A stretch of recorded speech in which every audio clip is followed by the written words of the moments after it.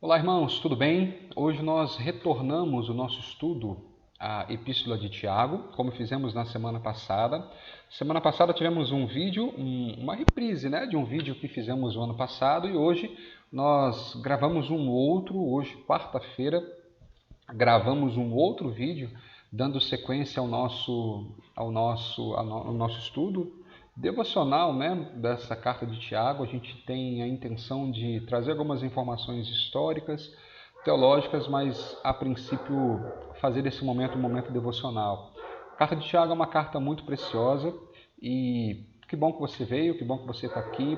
Nós estamos aí começando com um novo modelo para tentar trazer ou tornar esse nosso encontro mais participativo, no sentido de prático, em que você consiga absorver talvez algumas informações de uma forma melhor por estarem elas aqui dispostas no vídeo. Então, tomara que você aproveite esses momentos, que Deus continue nos abençoando, nos guardando. A gente está fazendo desse modelo porque estamos respeitando o decreto municipal aqui em Juiz de Fora, que restringe a movimentação, o trânsito de pessoas a partir das 8 horas da noite e também veda o, o culto presencial. Nós não podemos ter os nossos cultos com a audiência física com irmãos ali na nossa igreja nos dias de semana, apenas aos domingos. Então, a gente está fazendo dessa outra forma para tentar estar mais pertinho de você. Então, que Deus te abençoe, que Deus nos abençoe nessa jornada na preciosa Epístola de Tiago, que é tão importante e fundamental para os nossos dias. Para a gente dar sequência ao que nós já vimos, vou lembrar um pouquinho de algumas coisas. Na nosso último encontro, na quarta-feira passada, nós lembramos ou falamos um pouco sobre quem foi Tiago, quem é o autor da carta. Falamos também sobre o destinatário, para quem Tiago escreveu e também por que ele escreveu.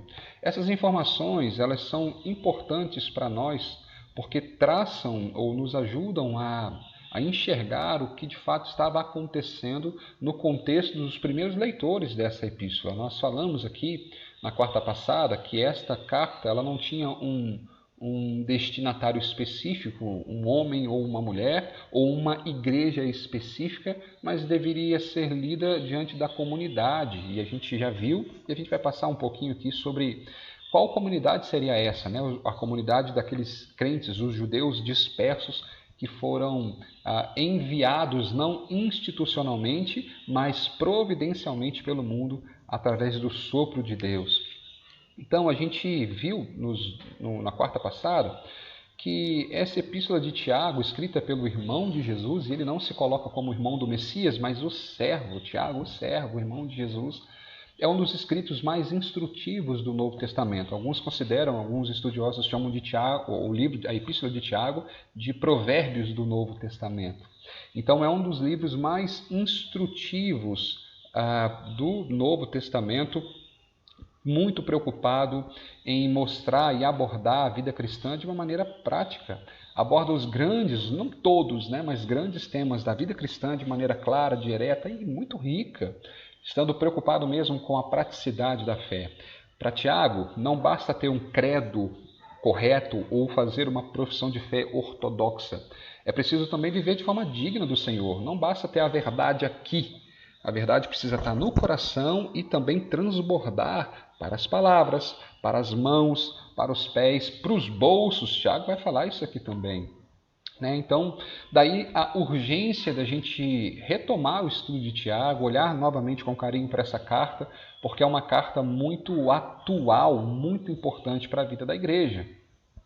O desafio que a gente tem, verdadeiramente, não só dos nossos dias, mas de todo o tempo, é de ser uma igreja coerente.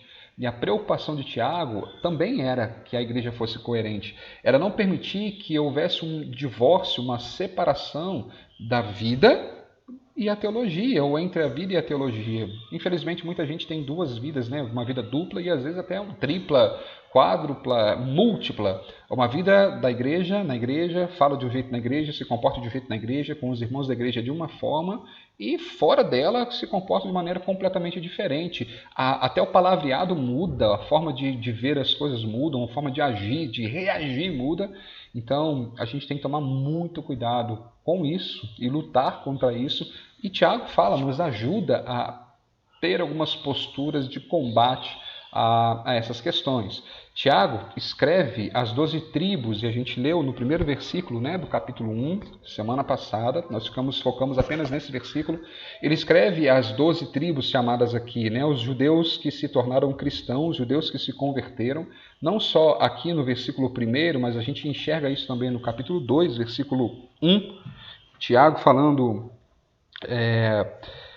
de uma maneira muito próxima também, né, com essas pessoas. Ele diz, meus irmãos, ele se coloca muito entre eles. Tiago se refere a judeus cristãos que provavelmente, possivelmente se converteram no Pentecostes, lembra? Em Atos 2, quando Deus derrama o Espírito Santo sobre aqueles irmãos, aquelas pessoas, e eles se encheram de Deus, e a história e Atos vai dizer, vai mostrar que houve uma certa perseguição e alguns desses que estavam ali saíram ali de Jerusalém, né? Saíram ali de Judéia, saíram de Samaria, saíram de fato para até os confins da terra. A gente vê isso aqui em Tiago, nós observamos isso na primeira carta de Pedro.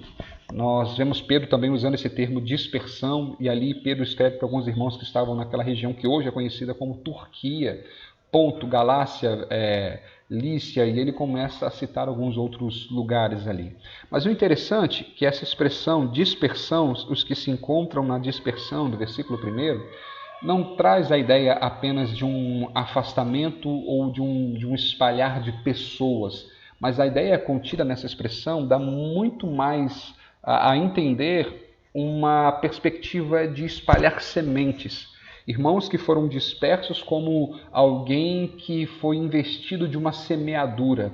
Irmãos que foram para vários lugares, de muitas maneiras, e se tornaram sementes do Evangelho. A gente lê isso em Atos capítulo 11, a partir do versículo 19 também. E Tiago escreve essa carta para esses irmãos com alguns objetivos em mente, ou com algumas questões em mente, tentando resolver ou pensando resolver alguns problemas. Por exemplo, esses irmãos estavam sofrendo, passando por duras provações. Eles estavam sendo tentados a pecar o tempo todo, assim como a gente, né? Alguns desses irmãos estavam sendo humilhados pelos ricos, enquanto outros estavam sendo roubados pelos ricos. Gente, como é que pode isso acontecer lá, né? O rico ficando cada vez rico e o pobre cada vez mais pobre. Não, mas isso não acontece nos nossos dias, não. Isso é só lá. Por causa de roubo, tá, gente? Estou falando de enriquecimento ilícito. Não tem problema nenhum ser rico, como também não tem pecado nenhum ser pobre. O problema está em como a riqueza é adquirida e administrada, e o problema também está como a pobreza chegou até esse ponto e como ela é encarada. A gente vai falar disso daqui a pouco. Se eu não me engano, no próximo encontro a gente deve falar um pouquinho sobre isso, sobre a questão de riqueza, de pobreza e como é que a gente deve olhar para os irmãos dessa forma. Alguns membros da igreja estavam buscando posição de liderança, arrogância, soberba, querendo cada vez estar em lugares mais altos dentro da hierarquia, entre aspas, da igreja, como se houvesse isso, né? Como se fosse possível. Outros crentes também estavam vivendo de uma forma mundana e estavam com um grave problema de dominar a língua. Olha só, isso também só acontece lá. Outros irmãos estavam se afastando do Senhor e haviam crentes que estavam vivendo em guerra uns contra os outros. Então, Tiago tem todo esse contexto na cabeça, tem todo esse contexto em mente e escreve uma carta que verdadeiramente é atual para a gente. É uma carta que fala muito aos nossos corações, fala muito aos nossos dias, né? E a gente precisa rever esses pontos. Tiago aborda dentro da sua epístola 2 grandes temas. Ele fala sobre vários outros, né? Mas como a gente já citou aqui, uma coisa que é muito recorrente e presente nos escritos de Tiago aqui é como a igreja deve se portar, ou como nós podemos nos comportar e devemos nos comportar diante do sofrimento. Então, fortalecer a igreja diante do sofrimento e despertar a igreja é uma teologia prática. E isso está muito junto, está muito ligado. Por exemplo, a gente tem enfrentado essa pandemia de coronavírus. A pergunta que eu faço, a pergunta que eu me faço é: como eu posso suportar esse sofrimento? Como? De que maneira eu posso me manter forte, como a gente falou no domingo passado aqui na igreja? Como eu posso ser uma igreja corajosa diante de um mundo assustado? Mas eu só conseguirei me ser fortalecido e fazer algo de fato se a minha mente, a minha consciência for despertada quanto a uma teologia prática. Não adianta eu saber aqui e isso não desaguar em atitudes, né? Não adianta eu ter uma fé intelectualizada e internalizada se essa fé não transborda em obras. A gente vai falar disso aqui já já. Tiago fala muito disso, né?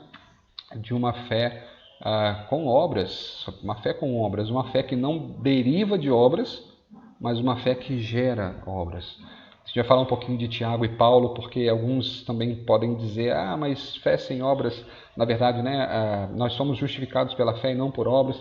Mas a gente vai falar um pouquinho disso nos próximos encontros, de como Tiago e Paulo não se contradizem, mas se complementam. Como a fé e obras são importantes de forma concomitante para o Evangelho. Tiago está muito preocupado, é o segundo grande ponto aqui, né, da teologia prática, quando a gente pensa no cristão prático. Quem é o cristão de fato? Prático, o cristão que muda o mundo, que faz a diferença, que alcança os perdidos. É aquele que tem fé, mas que também tem obras.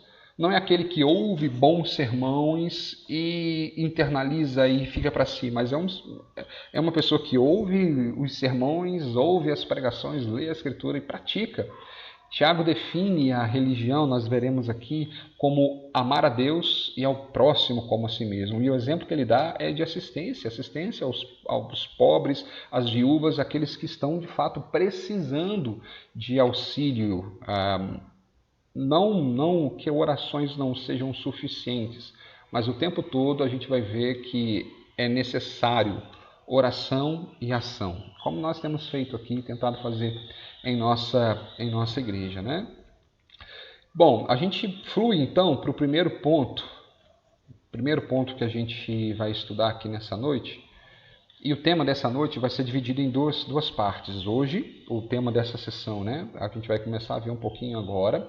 E também na próxima quarta-feira, sobre como responder às adversidades, ou como a gente deve entender, ou como nós devemos olhar para as adversidades. E isso baseado no versículo 2 até o versículo 8 da Epístola de Tiago.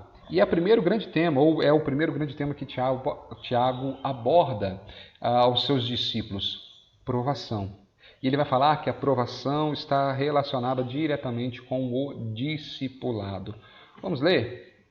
Carta de Tiago, capítulo 1, versículos de 2 a 8.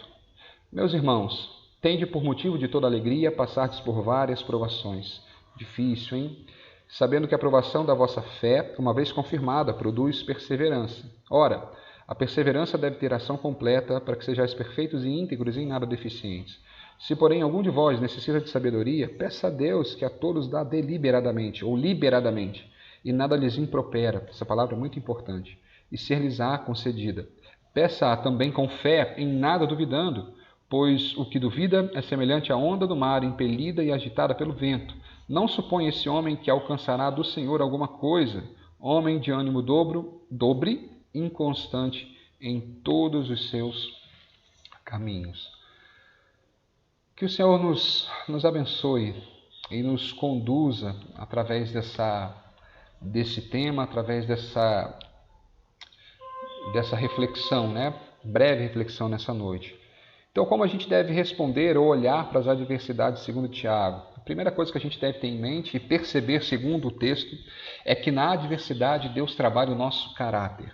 Deus trabalha o nosso caráter através das adversidades. Ele vai dizer algo que para a gente soa no mínimo incômodo. Tende por motivo de alegria, passardes por várias provações.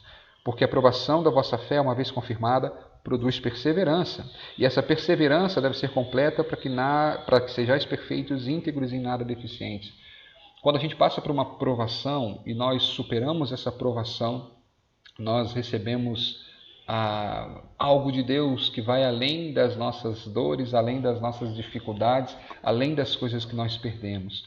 No versículo 2 aqui, quando nós lemos provação, essa palavra é retirada do uso da época, que o fogo era utilizado para provar o metal, né? Para tirar as impurezas, para refinar o ouro puro. E assim as provações vão purificando a gente. Não só o nosso caráter, mas o nosso relacionamento com Deus. As provações vão refinando a nossa percepção sobre quem Deus é e sobre quem nós somos. As provações que vêm de Deus, depois a gente vai falar da diferença de provação e tentação. A provação, aquilo que vem de Deus, não tem um intuito, onde a gente vai desaguar hoje, em reprovação, mas não, em tirar aquilo que é estranho, o corpo estranho, a sujeira, para que a gente consiga enxergar para a nossa vida e entender que há vida além disso tudo. E a gente só vai conseguir ter ou fazer uma análise verdadeira, sincera e íntegra da vida se a nossa vida ou se a compreensão que temos de vida e morte forem derivadas de Deus, que é o autor da vida e é aquele também que venceu a morte. Então, as provações e a dificuldade e as dificuldades tratam o nosso caráter enquanto cristãos.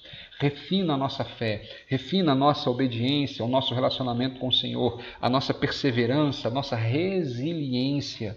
Talvez uma das palavras mais importantes para a gente nesses últimos dias, né? A gente conseguir se dobrar, mas não quebrar. Muitas vezes isso acontece, né? A gente leva tanta paulada e é o vento que sobe para um lado, o vento que sobe para o outro. São as dores, são as perdas, são os lutos, as dificuldades, mas a gente sabe que Deus é aquele que mantém as nossas raízes nutridas e alimentadas. Louvado seja Deus por isso. A intenção do Senhor em nos provar não é nos reprovar, nunca foi nos reprovar. Pelo contrário, a intenção do Senhor em nos provar é refinar a nossa esperança. Refinar a nossa esperança. Olha só o que o versículo 3 vai dizer. Uma vez que a aprovação, ou sabendo que a aprovação da vossa fé, uma vez confirmada ou vencida, produz perseverança. Perseverança.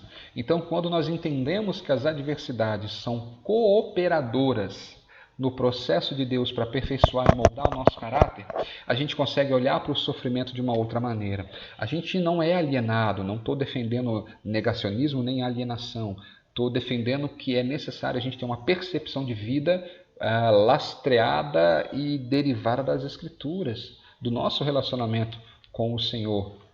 Quando a gente consegue entender isso, a gente observa e aprende que o alvo de Deus permitindo o sofrimento é refinar a nossa esperança ou a nossa perseverança. E o que é isso? O que é perseverança? É você continuar crendo mesmo quando a situação é desfavorável. É a gente crer contra a expectativa, né? Não é otimismo, é você continuar crendo naquele que governa as circunstâncias, como foi o caso de Jó. Quando nós entendemos que as adversidades são cooperadoras do processo de Deus para nos aperfeiçoar e moldar o nosso caráter, a gente começa a olhar para o sofrimento de uma outra maneira. A nossa fé é testada não com o objetivo de nos reprovar, como a gente já falou aqui, mas que sejamos perfeitos e íntegros e em nada deficientes. E aí, por isso, Deus permite que as coisas aconteçam nas nossas vidas e que a gente seja provado. O grande desafio do texto, um dos grandes desafios da vida cristã é a gente conseguir enxergar bondade, a bondosa mão do Senhor além da nossa dor. É enxergar no sofrimento a bondosa mão do Senhor. E aqui não é errado a gente lamentar, a gente ficar de luto, a gente chorar, mas a gente deve fazer tudo isso com a consciência de que Deus tem o controle absoluto da história e com a sua bendita providência Ele está cuidando da gente. Então, existe tempo de chorar, existe tempo de rir, existe tempo de se lamentar, existe tempo de dar um tempo, mas existe também um tempo de retornar. E sempre, sempre é tempo de viver para Deus. Quando a gente entende isso, a nossa atitude para com o sofrimento tende a mudar. E a verdade da soberania de Deus, ou a consciência da soberania de Deus, nos consola. Mas o texto que a gente leu não fala sobre isso apenas, até os versículos, do versículo 2 a 4. Versículos 5 a 8 nos dá uma orientação preciosíssima. A gente só vai conseguir fazer esse trabalho de mudar a nossa percepção quanto ao sofrimento se a gente entender o quão necessário é a segunda parte aqui no versículo 5 a 8 e a gente conseguir absorver isso. O que esses versículos nos falam? É o nosso segundo ponto e o último ponto dessa noite. Falei que ia ser rápido hoje, né? Na adversidade, Deus concede sabedoria. 2 pontos rápidos para a gente hoje, né? A gente entender que na adversidade Deus refina, Deus trabalha o nosso caráter e, em segundo lugar, na adversidade Deus concede sabedoria. Deus nos concede sabedoria. Se, porém, alguém ou algum de vós necessita de sabedoria, peça a Deus que a todos dá liberalmente e nada lhes improspera, e ser-lhes-á concedida. Peça, porém, com fé e nada duvidando, pois o que duvida é semelhante à onda, impelida e agitada pelo vento. Então a gente precisa lembrar disso. Sabedoria é uma das coisas que nós mais precisamos nos tempos de adversidade. Sabedoria é a gente ter a condição de agir, de decidir segundo a vontade de Deus. Versículo 5, ele é a continuidade do argumento sobre integridade, né? Da gente passar pelo sofrimento de maneira íntegra. Então, se há a necessidade de algo ser completado, como diz o versículo 4, peça a Deus, e não apenas o exemplo que é dado aqui, mas a grande necessidade em tempos de adversidade é sabedoria. Sabedoria. O alvo de Deus é que o cristão não seja deficiente em nada. Então, se alguém necessita de sabedoria, peça a Deus. Peça a Deus. Sabedoria é uma das coisas que nós mais precisamos em tempos de adversidade. E sabedoria aqui não é intelectualidade, não é cultura, não é erudição. Sabedoria aqui é algo prático, é o conhecimento em ação. É a intimidade com Deus posta à prova, sendo levada às últimas consequências, né? Ouvindo a voz de Deus e agindo conforme a vontade dele. Sabedoria que é algo prático, é tomar as decisões de acordo com a vontade de Deus, é analisar as situações e se posicionar da maneira que mais glorifica a Deus. É uma decisão correta que vai lidar com o problema da maneira correta e essa questão toda glorificará ao Senhor. Não basta só fazer o que é o certo, é necessário fazer o que é o certo do jeito certo. Isso é ter sabedoria, isso é ser sábio diante do Senhor. É agir de acordo com a vontade do nosso Deus. Só que no versículo 5 há um obstáculo para que a gente vença. Na verdade, antes disso, né? Antes disso, no versículo 5 antes do obstáculo tem uma motivação, como naquela corrida, na corrida de obstáculo, nas grandes maratonas, na verdade, e existem alguns lugares assim que o pessoal está correndo e existem algumas bancadas com água. Então, antes do obstáculo, a gente vai ver aqui Deus dando não uma bancada com água, mas um refrigério enorme aqui. O versículo 5 desse capítulo 2 vai dizer, olha, se alguém precisa de sabedoria, peça que Deus vai dar. Olha só que coisa maravilhosa, peça a Deus que a todos dá liberalmente, nada lhes impropera. Nada lhes impropera. Deus responderá com abundância, Deus dará sabedoria, Deus agirá com liberalidade. Ele não colocará censura, não colocará impedimento. Quem mais ganha com a sua sabedoria? Primeiro, sendo uma sabedoria do alto, Deus é glorificado. Segundo, você. Então peça a Deus, fale com o Senhor, peça a Deus por sabedoria, que o Senhor agirá com bondade, com misericórdia sobre a sua vida. Mas cuidado, nós temos, além disso, os obstáculos. A gente vê a motivação, a gente vê o alvo, a gente entende que é uma coisa fantástica, mas a gente tem que tomar muito cuidado com o que vem depois. Tiago vai dizer assim, peça, porém, com fé, em nada duvidando, pois quem duvida é semelhante à onda do mar, impelida e agitada pelo vento. Não suponha esse homem que alcançará do Senhor alguma coisa, homem de ânimo dobre, inconstante em todos os seus caminhos. Esse obstáculo seria o obstáculo da confiança, da incredulidade. Nós devemos orar com confiança a Deus, que em Cristo nos ouve, nos atende, e que em seu coração santo, e que ou a confiança de que no coração santo do Senhor há a disposição, ele está inclinado para o sofrimento dos seus filhos. E a gente não pode duvidar do interesse do Senhor, a gente não pode duvidar do amor de Deus, a gente não pode duvidar da boa vontade, graciosa vontade que Deus tem de nos guiar, nos socorrer no momento de aflição. E a gente precisa orar com essa confiança, sabendo de que Deus está com os recursos à disposição da nossa vida. Orar com confiança. Talvez seja isso que esteja faltando para você, ou talvez seja isso que esteja faltando para mim. A incredulidade é um obstáculo. No versículo 6 a gente viu aqui. E é exatamente no momento da dor, é exatamente no momento da angústia que o nosso coração e a nossa mente se enche de dúvida. E é aqui que muitas vezes a gente vacila. No momento de inconstância, de dor, de luto, de incredulidade, o nosso coração se esvai. E Tiago faz duas analogias aqui, né? Ele fala da onda do mar e fala do homem de ânimo dobre.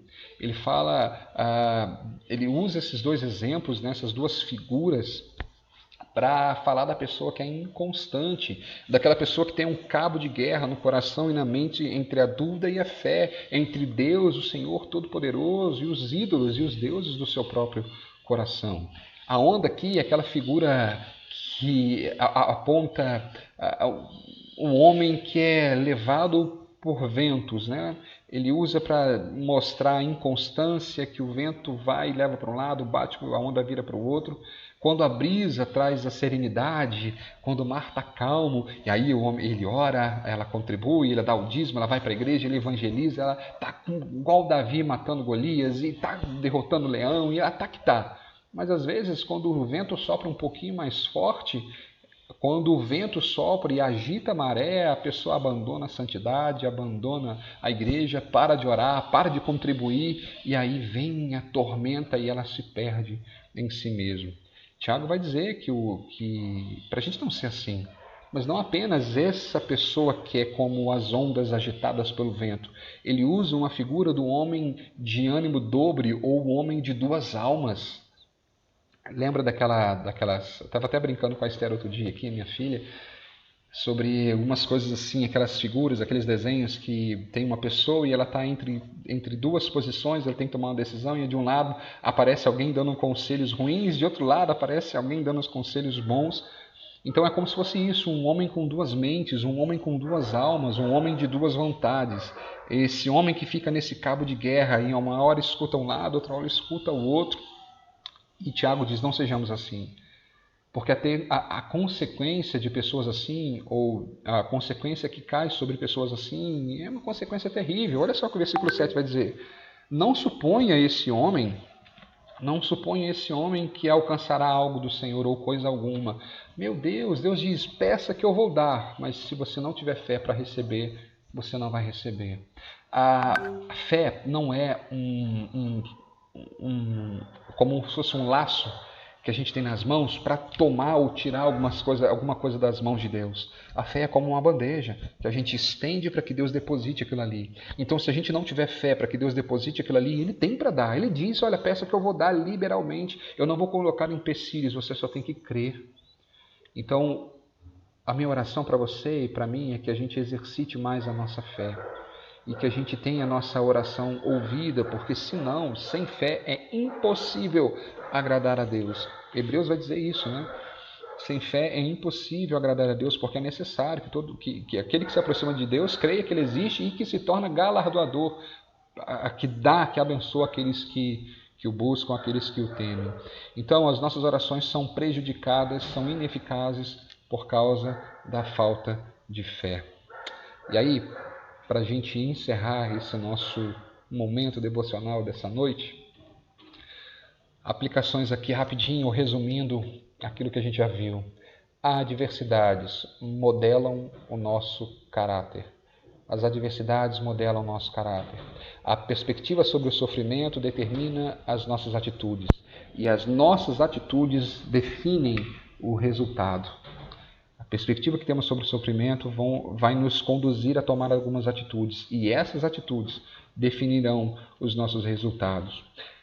Quando a gente entende que Deus é soberano sobre todas as coisas e que a providência de Deus trabalha, a gente vai ver que a aprovação ela não trabalha A aprovação não trabalha contra nós, ela trabalha a nosso favor. Eu queria que você lesse comigo esses dois textos, né? Romanos 8, 28 e segunda carta de Paulo aos Coríntios, capítulo 4, versículo 17.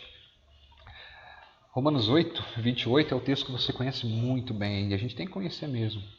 Sabemos que todas as coisas cooperam para o bem daqueles que amam a Deus. Todas as coisas, inclusive as provações. Todas as coisas cooperam para o bem daqueles que amam a Deus. E mesmo Paulo vai dizer, porque eu estou bem certo que a nossa leve e momentânea tribulação produz para nós eterno peso de glória, acima, além de toda comparação. Adversidades modelam o nosso caráter, nos aproximam do nosso Senhor. E a segunda é que tempos de adversidades ou tempos adversos exigem corações sábios. Para viver o tempo da adversidade com integridade, a gente precisa ter um coração sábio diante do Senhor. Na Bíblia, a paciência não é uma aceitação passiva das circunstâncias. Antes, é uma entrega corajosa, uma perseverança corajosa diante do sofrimento e diante das dificuldades. Passei aqui. Diante das dificuldades. E a gente precisa entender isso, né? A gente precisa viver o tempo da adversidade com integridade. Sabedoria é o uso correto do conhecimento. E o conhecimento, alguém já disse, que é a capacidade ou a habilidade de desmontar coisas, enquanto a sabedoria é a capacidade de montá-las. Todos nós, a gente conhece indivíduos que não passam de tolos bem informados. Têm um histórico acadêmico brilhante, mas não são capazes de tomar decisões simples, decisões que agradam ao Senhor ou decisões que vão reverberar um bem comum. Que a gente não seja mais um desses. Se diante da prova prolongada nós permanecemos firmes na fé, nós seremos perfeitos no sentido de maduros, amadurecidos e íntegros no sentido completo. A orientação, a recomendação, o comando de Tiago é que as provas sejam motivos de alegria. Fique feliz, porque você está tendo uma oportunidade de se aproximar de Deus. Por isso, não se desvie, não volte para o início, ou não volte para o vício, não volte ao pecado, não abandone o Senhor. Não volte a falar palavrões, não volte a praguejar contra Deus, não se distancie da igreja. Transforme a sua aprovação em um motivo de alegria pelo fato de que a aprovação pode causar ou gerar e aperfeiçoar em você maturidade e experiência. Quando devidamente administradas ou quando devidamente entendidas e sabiamente administradas, as tribulações nos ajudarão crescer. Que se encontre no Senhor, rocha eterna. O Senhor é essa nossa rocha eterna. Brisas suaves e tormentas apavoradoras não poderão ou não podem afetar a existência do Senhor, nem a sua essência. Continue crendo nisso. Continue buscando o Senhor. Encerramos por aqui esse nosso momento. E que o Senhor continue cuidando de você poderosamente. Na quarta-feira que vem, nos encontraremos novamente, ou presencialmente, ou por aqui também, desse mesmo modelo, desse mesmo molde, dependendo aí das definições finais da nossa prefeitura, né? Que o Senhor te abençoe, que o Senhor te guarde e que você tenha um restinho de quarta abençoado e abençoador. Em nome de Jesus. Lembre-se, o Senhor trabalha o nosso caráter. O Senhor nos dá sabedoria. O Senhor fala com a gente nos momentos de dificuldade. Que Deus te abençoe, em nome de Jesus.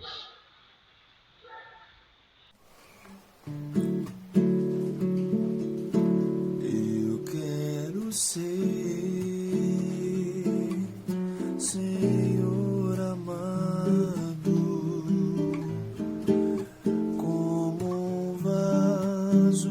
Nas mãos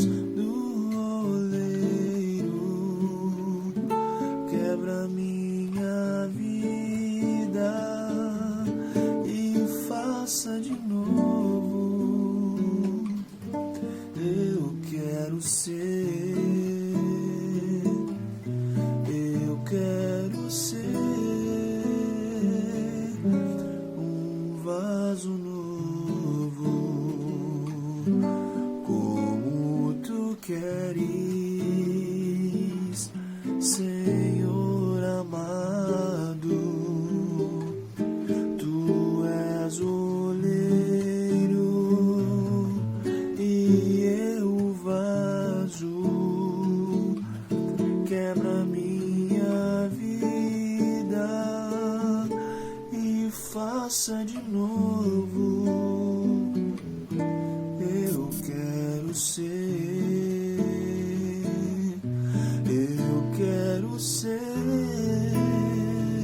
um vaso novo.